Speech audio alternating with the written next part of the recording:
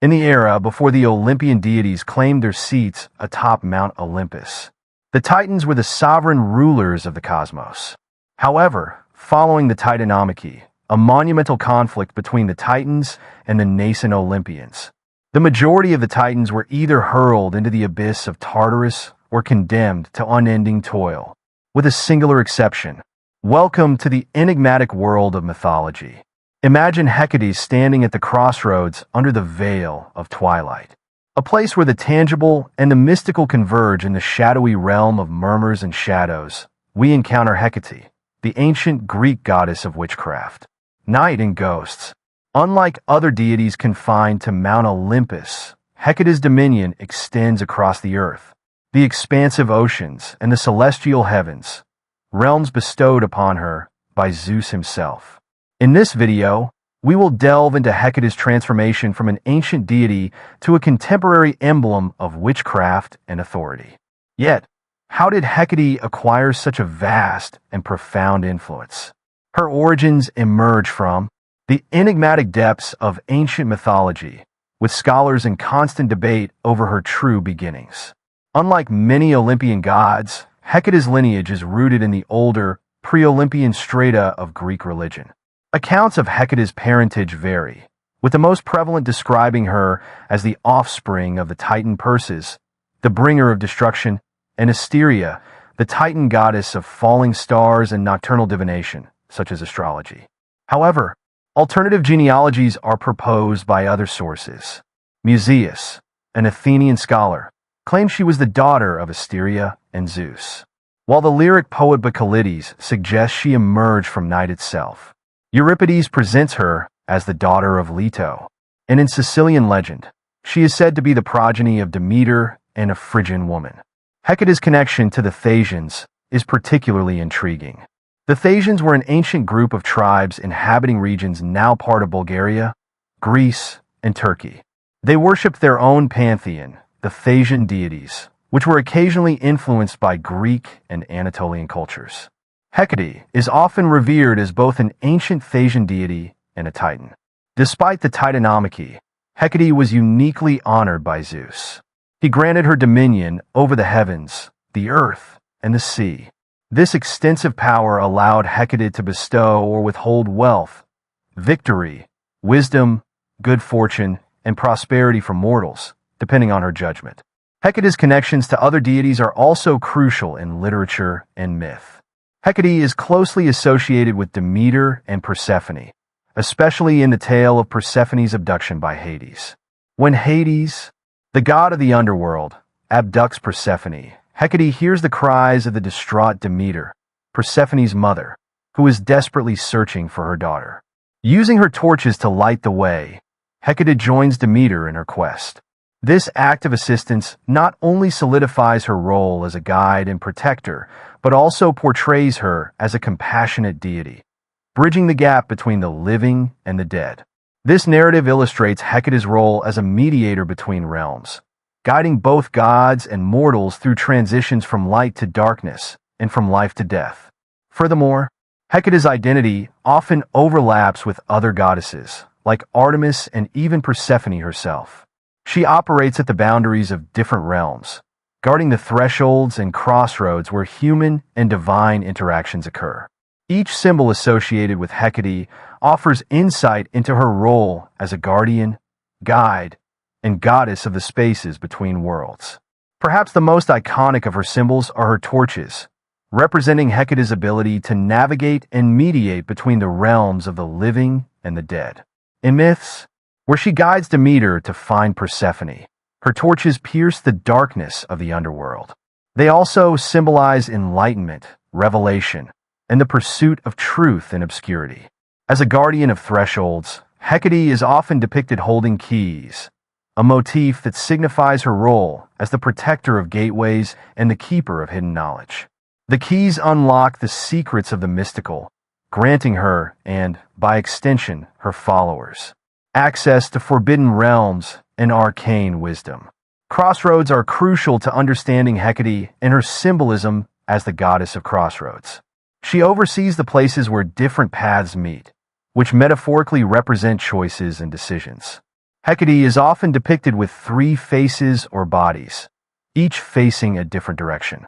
This imagery symbolizes her power over time, the past, present, and future. It shows her role in overseeing changes of natural cycles, birth, growth, and death. A notable example of this is on the Pergamon altar, where a three-headed Hecate is shown attacking a giant accompanied by a dog.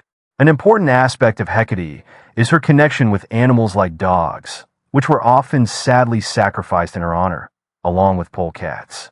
And horses.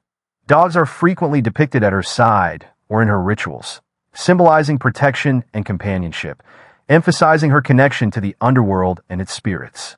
One notable myth involves Hecuba, the queen of Troy, who was transformed into a dog after the fall of Troy.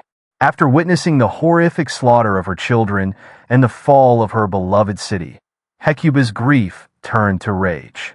She avenged her son Polydorus' death by blinding and killing Polymestor, the Trojan king, who had betrayed him. This act of vengeance led to her capture by the Greeks. Overwhelmed by her suffering and loss, Hecuba threw herself into the sea in some versions of the myth. Her transformation into a dog was a form of divine retribution, while in others, it was an act of mercy to release her from her immense grief.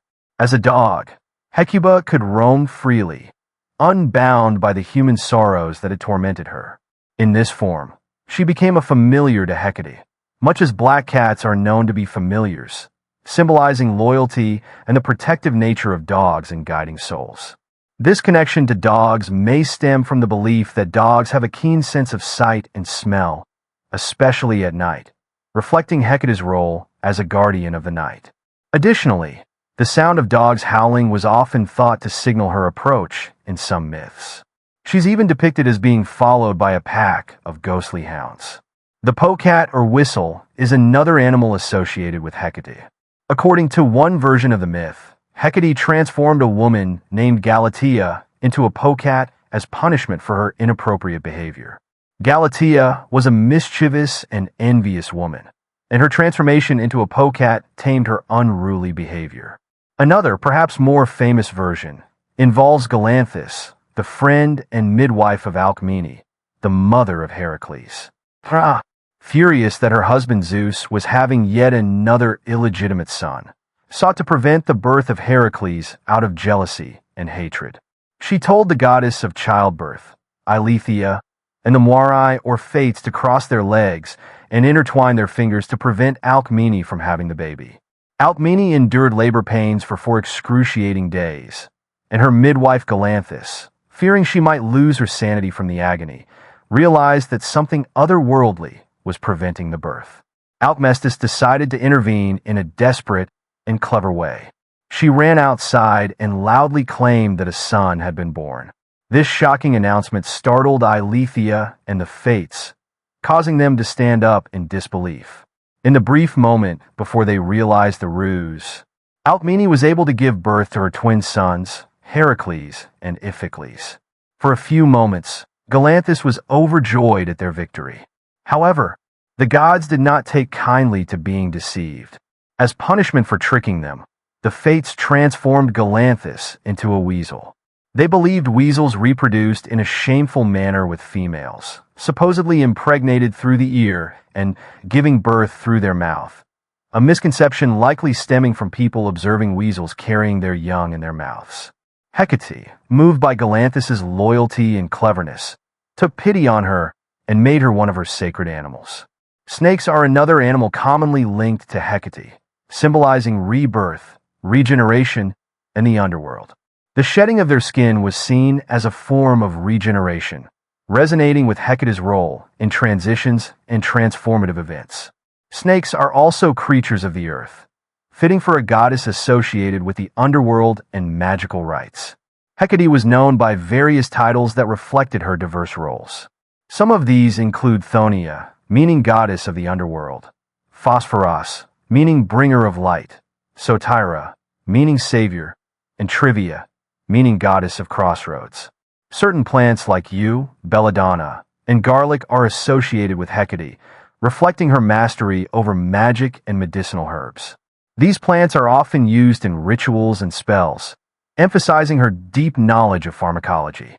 The ancient practice of using herbs for healing and magic, with so many realms and reasons for worship, leads some to wonder if Hecate was a single goddess or perhaps a culmination of other gods. Hecate's position within the pantheon of Greek deities is unique because she is connected to both the Olympian gods and the older Earth-associated chthonic powers. Unlike other gods, whose friendships and rivalries are clearly outlined in myth, Hecate's relationships span a wide range of realms and deities, reflecting her role as a bridge between different worlds. Hecate's alliance with Zeus is particularly strong. Despite her origins that predate the Olympians, Zeus respects Hecate's authority and grants her power over everything: heaven, earth, and sea, a rare privilege not given to many others in the Greek pantheon. In addition to her relationships with the major Olympian gods, Hecate's association with Artemis and Diana in later periods shows the adaptable nature of her worship in Roman times. She was often conflated with Diana, the goddess of the hunt, further blending her identity with lunar and wilderness aspects. Moreover, Hecate's connection to darker aspects of divinity, such as her ties to the underworld and her role in witchcraft and magic, links her to other deities like Hermes as a psychopomp. Hermes also crosses the boundaries between worlds, guiding souls to the afterlife. These divine associations reinforce Hecate's image as a powerful deity capable of moving freely among different realms, commanding respect over life's transitions. We delve further into the myths that shape her narrative as Hecate is not only a deity of witchcraft and magic, but also a profound symbol of transition and transformation, impacting the lives of gods and mortals alike. The worship of Hecate is rich and varied, reflecting her broad and deep significance in ancient religious practices. From personal household rituals to public ceremonies, the cult of Hecate was both intimate and communal, deeply woven into everyday life, as well as the spiritual and mythical narratives of the time. Central to Hecate's worship were the practices known as Hecate's suppers or the deep non, which took place during the dark moon phase of the lunar cycle. On these nights, devotees would leave offerings at crossroads to honor Hecate and appease the restless spirits and ghosts that wandered the earth. These offerings typically included foods such as eggs, fish, and garlic. But the key aspect was that once placed, they were not to be looked back upon after leaving, symbolizing a complete offering to Hecate and the spirits.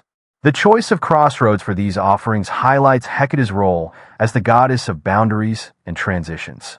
Crossroads symbolize points of decision and potential change, reflecting Hecate's power over transformation and her ability to see into the past, present, and future. Hecate was also venerated in private household worship, where she was considered a protector of the home. Statues and icons of Hecate, often placed at doorways or property boundaries, served as protective talismans to ward off evil and bring blessings to the household. In addition to these personal and localized rituals, Hecate was celebrated in larger, more organized festivals. One such festival was the Hecataeus, which involved elaborate rituals and celebrations dedicated to her. As we explore the myths and stories involving Hecate, we continue to see a goddess who navigates the complexities of life and death. Hecate's influence extends into the darker realms of mythology. She is often associated with the practice of witchcraft and magic in various myths. She's depicted as a goddess who grants sorcerers their powers, which is particularly evident in the tale of Medea, a priestess of Hecate, who uses her knowledge of potions and spells, gifts from Hecate, to aid Jason and the Argonauts. Moreover, Hecate's association with darker aspects of magic also involves her entrails, where she is summoned for necromancy and ghostly apparitions. Her ability to summon and control the spirits of the dead demonstrates her power and her role as the queen of witches. Hecate's stories are not just one of guiding lost souls or empowering witches. She's a complex figure who oversees the critical junctions of life and death. Her myths encapsulate the essence of her power, portraying her as a multifaceted goddess who commands both reverence and fear throughout history. Hecate's legacy has been both revered and misunderstood. evolving significantly from her origins in ancient Greek religion to her roles in modern Neopaganism and witchcraft traditions. This transformation has been shaped by changing cultural narratives, artistic representations, and the blending of myth. In ancient times, Hecate was primarily revealed as a protector and guide. Her image was complex but largely positive. She was the goddess who assisted Demeter and Persephone, protected households, and guided the souls of the dead. However, over the centuries, her image began to shift. By the Middle Ages, Hecate had become associated with witchcraft and darkness, often portrayed as a crone who commanded the spirits of the dead and practiced sorcery. This change was influenced by the rise of Christianity in Europe, which often recast pagan deities in a more sinister light to fit Christian narratives of good versus evil. Hecate's later association with the moon in witchcraft largely developed during the Roman period in the Middle Ages, contrasting with her more multifaceted ancient roles. During this time, she was increasingly depicted as a goddess of the night and magic, further solidifying her connection with lunar symbolism and witchcraft practices. This portrayal moved away from her original roles as a protector and guide, emphasizing instead her aspects related to darkness and the supernatural. Hecate's portrayal as a dark goddess was further cemented by Renaissance artists and poets, who depicted her as a figure of the night, often involved in witchcraft and ghostly episodes. These interpretations diverged from the original myths, but were compelling to an audience fascinated by the macabre and the mystical. In modern times, the resurgence of interest in paganism and goddess worship has restored Hecate's image as a figure of strength and protection. Today, she is often seen as a symbol of female empowerment and independence, revered in feminist and neopag